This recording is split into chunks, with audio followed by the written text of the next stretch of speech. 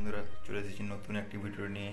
তো ভিডিওটি হলো আজকে একটি কাঠের ফ্রেমের দরজায় রং করে দেখাবো। তো আমি যে রংটি ব্যবহার করছি তো সেটি হলো নিরোলিক প্রাইমার, উড প্রাইমার। তো রংটি প্রায় শেষের পথে, বাড়িতে কাজের জন্য রংটি প্রায় শেষ হয়ে আসছে। তো প্রথমে এই প্রাইমারটি করে নেব। প্রাইমারটি গাঢ় হওয়ার কারণে এতে একটু তারপিন তেল মিশিয়ে নিচ্ছি, তাতে ভালো করে রংটি মিশে যাবে, প্রাইমারটি দিতে সুবিধা হবে। এরপর রংটি তুলি দিয়ে ভালো করে ফ্রেমে দিয়ে দেব।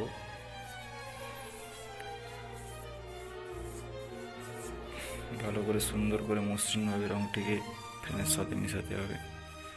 তো প্রাইমারের কাজটি শেষ করে নিয়েছি। তো পরবর্তী রঙের ভিডিও নিয়ে চলে আসবো কিছুদিনের মধ্যে। তো সবাই পাশে থাকবেন, ভালো থাকবেন। তো আজকে এই পর্যন্ত।